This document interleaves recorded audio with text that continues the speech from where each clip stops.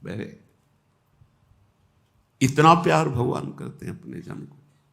साफ स्वीकार कर लिया, थोड़ी देर गुस्सा भी कर दिया हमें, लेकिन हमें दिखाई नहीं दिया कि हमें इतना प्यार कर रहे हैं। उस स्थिति में भी प्यार, जब मैं माया मोहित हूं, उनके ऊपर नाराज हो रहा हूं, उस समय भी वो हमें बहुत प्यार कर रहे हैं। नारद जी ने कहा था कि आपके समान कोई मेरा हितैषी नहीं है, अब जिस प्रकार से मेरा हित हो नाथ वही कीजिएगा। बहुत सुंदर वचन, जे विधि हो ये नाथ हित मोरा।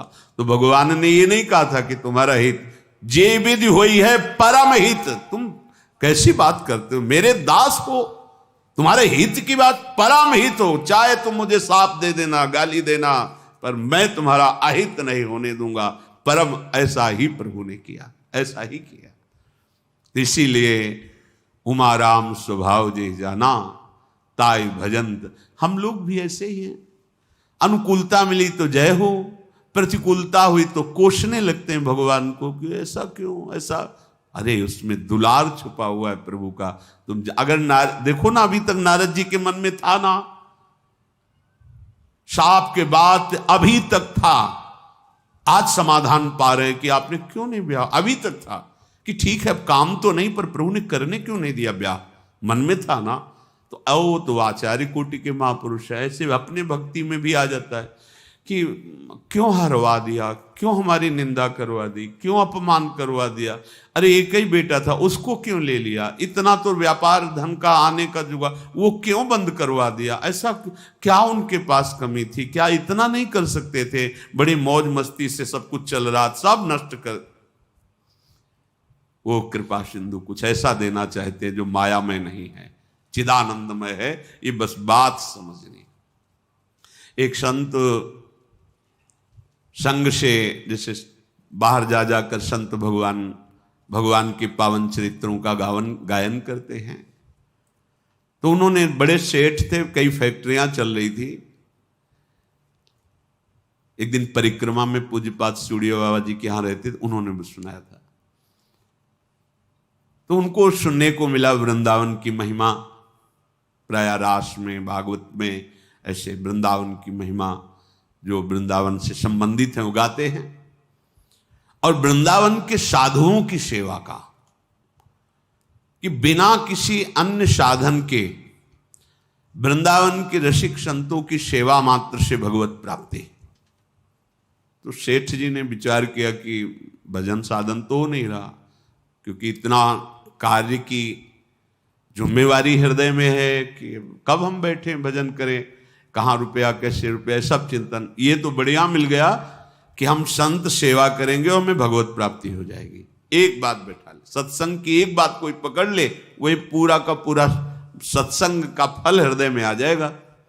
अब वो वहां आते हैं, खूब ढेर सारे अच्छे अच्छे पदार्थ गाड़ी में लाते और संतों को देने लगे। फिर और भाव बढ़ा तो हफ्ते में एक बार आते और यहाँ के संतों को पहले से निमंत्रण आदमी भेज देते और सुंदर रसोईया से सुंदर सुंदर व्यंजन बनाते, संतों को पवाते, कुछ सेवा आदि भी देते। और भाव बढ़ा। अब तो वहां से बस लाते और यहाँ से संतों को निवेदन करके, क्योंकि वर्षों यहाँ पवाते रहे तो सब जान गए उनको, तो रमण रेती में बस खड़ी करते और संतों को बुलाते। तो जो संत बाहर जाते वो चले जाते, अच्छी खूब सेवा करते, भाव उनके भाव में रीच करके संत जान। एक दिन एक संत जो वृंदावन से बाहर ही नहीं जाते थे, वो बस में आगे जाके बैठ गए। तो जो संत चढ़े बोले, बाबा आप तो कभी वृंदावन से बाहर नहीं जाते, पता है आपको, ये दिल्ली के सेठ हैं, वहां ले जाते हैं, संतों को पवाते, खूब विश्राम करके और भेंट आदि दे के शाम के भेज देते हैं। वो किसी से कुछ नहीं बोले। संतों ने उन सेठ जी से कहा कुछ तो है, तुम्हें साधु सेवा का फल मिलने वाला है, क्योंकि ये भिक्षा के सिवा कुछ लेते नहीं, कभी भंडारे नहीं जाते, कभी वृंदावन से बाहर, ये बस में क्यों बैठ गए, कुछ तो भगवान लीला करना चाहते। वो गए, वहां बैठकर पंगत में प्रसाद पाया और जब वो भेंट दे रहे थे तो अब कहा भेंट लेने नहीं आए, तेरे को बुलाने आए, चल वृंदावन, चल वृंदावन। उनको समझे भी नहीं आ रहा था, वृंदावन तो आते ही थे हर हफ्ते आकर के ऐसी सेवा सब बोले तेरे को बुलाने आए, चल वृंदावन, चल वृंदावन। उनको समझ भी नहीं आया, पर बहुत आनंदित थे क्योंकि संतों ने उनकी महिमा बताई थी कि रात दिन भजन में माधुकरी वृत्ति से जी, और कभी बाहर नहीं जाते। उनको लगा था कुछ हमारे ऊपर भगवान की विशेष कृपा होने वाली। बस में बैठकर वापस आ गए सब संत भगवान। दूसरे दिन एक ही लड़का था, फैक्ट्री चल रही थी, कई फैक्ट्रियां, एक्सीडेंट हुआ और दरे पे समाप्त हो गया।